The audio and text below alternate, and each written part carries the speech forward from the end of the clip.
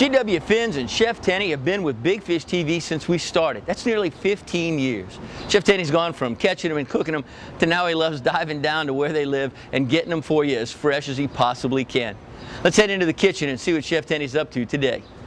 What we're looking at next is a fish that I've seen in diving in Florida for a few years. We're talking about lionfish. Supposedly it was an aquarium fish that escaped, or somebody dumped their fish after they got tired of them. But they don't have any natural enemies here. And for some reason they're kind of like the stone crabs, they've walked over from Florida. And this one doesn't look quite as interesting as it did before I cut its poisonous spines off, because that's what you do after you shoot it. Just take the shears and cut the spines off, so when you bag it, it's not going to stick you.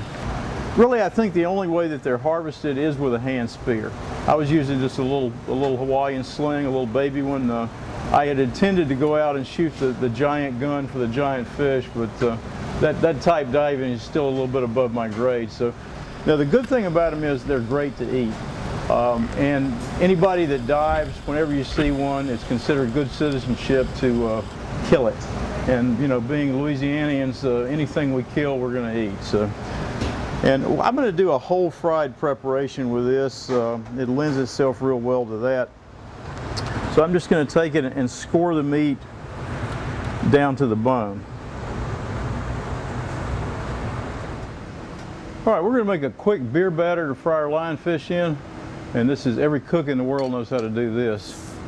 Actually, every cook in the world knows how to drink the beer and make the batter out of soda water too, but we're going to actually make it out of beer. I've got 1 cup of flour, 1 cup of cornstarch, a good 2-finger pinch of baking powder, a good 2-finger pinch of baking soda, about 1.5 beers. I'm going to put a little bit of the Creole seasoning in there as well, a 4-finger pinch, which is about a tablespoon. I want this to be the consistency of heavy cream. I want it to be a light tempura batter. And ideally, when we fry something, I want to be able to see the item that's being fried through the batter. All right, and our batter needs to be cold. I've got an ice bath right here that I'm going to pour it into. And then next we cook our lionfish. All right, we finally got all the components we need to put our lionfish dish together. We've got our nuck maw, we've got our Merleton slaw. Now it's time to fry the fish. I've got it scored. I'm going to put a little bit of this Cajun seasoning down directly on the meat.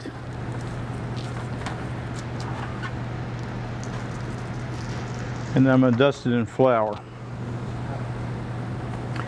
We got the batter already made and it's cold over there. I know frying at home is problematic and very messy. I know a lot of you guys, your wives make you cook out in the yard. That's good. And it's fine to fry out in the yard as well. You just need to be really careful around hot grease and an open flame. We're ready to go in the batter. I want to get the batter down inside of the cuts.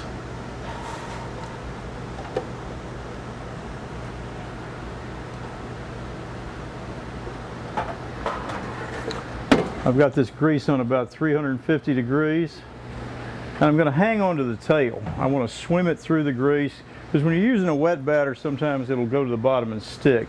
And I'm not using a basket because I want all the space I can possibly get for this. And I'm going to take it and I'm just going to swim it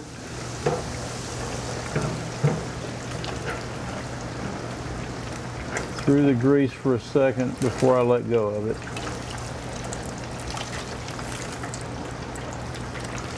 Okay, and that's going to take about 4 minutes to cook. 4 or 5 minutes in and we are done. And another thing about cutting the slits in the fish when you fry it, it makes it easier to eat. It also makes it cook faster. So that's kind of a wild looking guy there. I think I'm going to leave him on this skimmer here to dress him. I'm going to ladle a decent amount of this nuck maw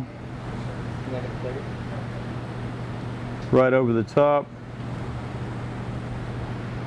I'm going to get as much as I can to stay on the fish, but it's not going to puddle on the plate.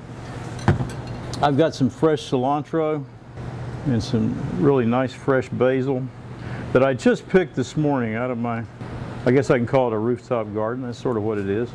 And I've got a, Dustin did not eat all the slaw. He only ate about half of it, so we've got enough left to plate here.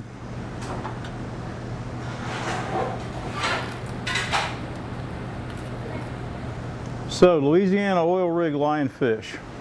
Kill every one you see because they're good to eat. With spicy Mirliton slaw, beer batter, and Nook Mall from GW Fins.